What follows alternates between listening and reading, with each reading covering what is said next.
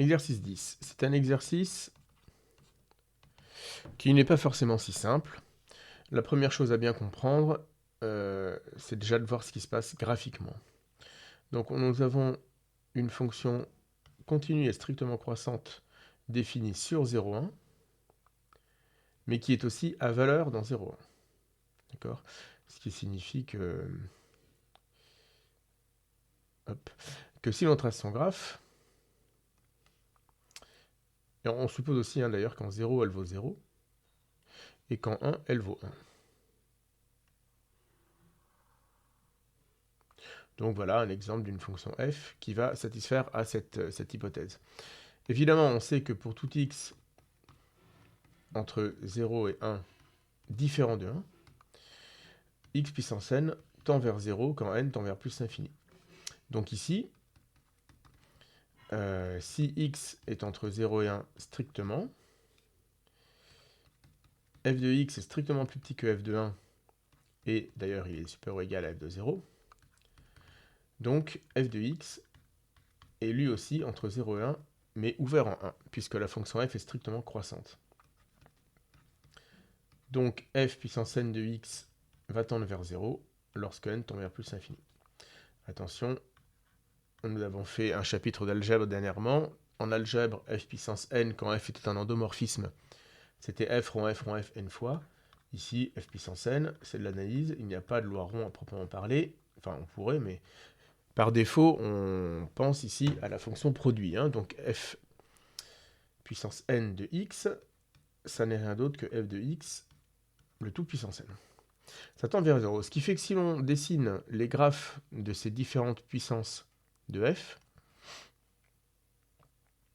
en 0, elles vont toujours valoir 0. En 1, ça va toujours valoir 1. Mais par contre, entre les deux, toutes les images tendent vers 0.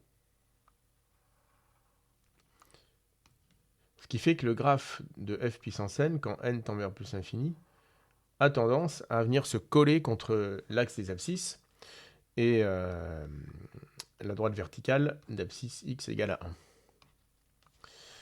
1. Et on peut supposer que, à la limite, alors c'est une histoire de limite de fonction, vous verrez ça en spé, à la limite, f puissance plus l'infini, entre guillemets, vaudrait 0 entre 0 et 1 privé de 1, et vaudrait 1 en 1. Alors on veut montrer que l'intégrale de f puissance n tend vers 0. Là, on s'en doute un petit peu, puisqu'on voit bien que les graphes venant se coller sur l'axe des abscisses et la droite verticale passant par 1, l'air sous la courbe tend vers 0. Ça se voit, maintenant il va falloir le démontrer. Donc ce que l'on va faire, c'est que l'on va majorer f puissance n par une fonction en escalier très simple. Je vais refaire un dessin en dessous.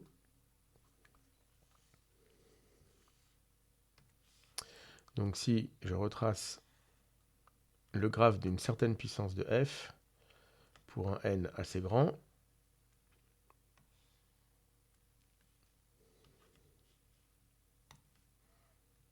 on a 0, 1, 0, et ici je vais avoir le graphe de f puissance n pour un n, qui tendra vers plus l'infini. Nous allons...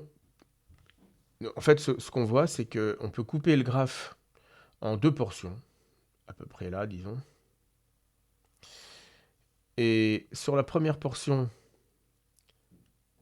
l'image de f va tendre vers 0. Et on va pouvoir caser le graphe de f dans un rectangle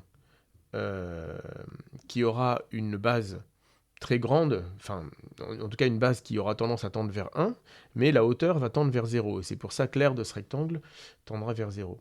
Et sur la deuxième partie du graphe, nous allons au contraire faire rentrer le graphe de f dans un rectangle qui, lui, va avoir une hauteur fixe égale à 1, mais sa base va tendre vers 0. Et donc si on fait la somme des aires de ces deux rectangles, ça va tendre vers 0. Donc, pour montrer que l'intégrale de f puissance n tend vers 0, nous allons fixer un epsilon strictement positif et montrer qu'à partir d'un certain rang, l'intégrale est strictement plus petite qu'epsilon. L'idée, ça va être de s'arranger pour faire rentrer le graphe de f dans ces deux rectangles en prenant l'un des deux rectangles de hauteur plus petite que epsilon sur 2 et l'autre rectangle de base plus petite que epsilon sur 2. Comme à chaque fois pour le premier rectangle la base est plus petite que 1 et que pour le deuxième rectangle la hauteur est plus petite que 1, alors l'aire de chacun de ces deux rectangles sera plus petite qu'epsilon sur 2, et en faisant la somme, nous aurons bien une aire plus petite qu'epsilon.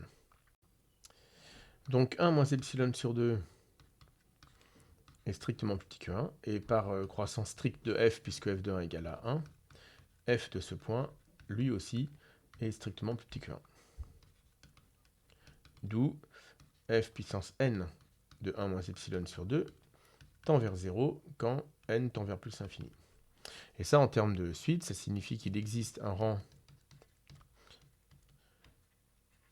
n0 dans n, tel que, à partir de ce rang, pour tout n plus grand que n0, alors j'aime pas trop l'écrire comme ça, soyons rigoureux, pour tout n dans n plus grand que n0 implique f puissance n de 1 moins epsilon sur 2 est plus petit que epsilon sur 2.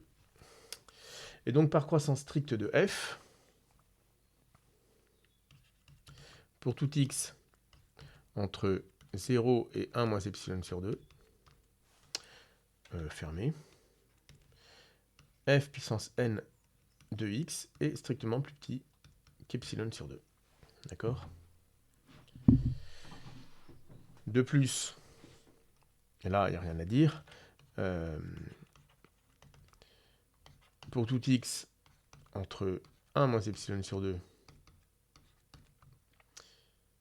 il faut peut-être que je ferme mon intervalle là, et 1, f de x, puissance n, est plus petit que 1.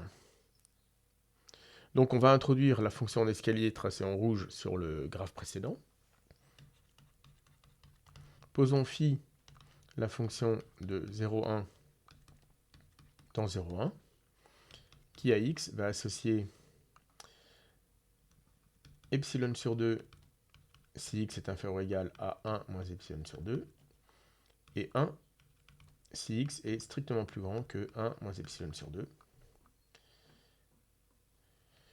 Phi est en escalier, ce qui à la rigueur n'est pas très important, mais l'intérêt pour nous c'est qu'il va être très facile de calculer son intégrale. En tout cas, pour tout n dans n, si n est plus grand que n0, alors f puissance n est plus petite que phi. Et donc, l'intégrale de f puissance n, de 0 à 1, est plus petite que l'intégrale de 0 à 1 de phi. Or, cette intégrale, c'est donc la somme de l'aire de deux rectangles. Un rectangle qui est de base plus petite que 1 et de hauteur plus petite que, enfin, égale à epsilon sur 2, et l'autre rectangle qui est de hauteur égale à 1 et de base égale à epsilon sur 2. Donc, l'intégrale de phi est de toute façon plus petite que epsilon sur 2 plus epsilon sur 2. C'est donc plus petit qu'epsilon. Et nous avons terminé, puisque nous avons réussi à montrer que pour tout epsilon strictement positif, il existait bien un anti-n0, à partir duquel l'intégrale de f puissance n était plus petite qu'epsilon.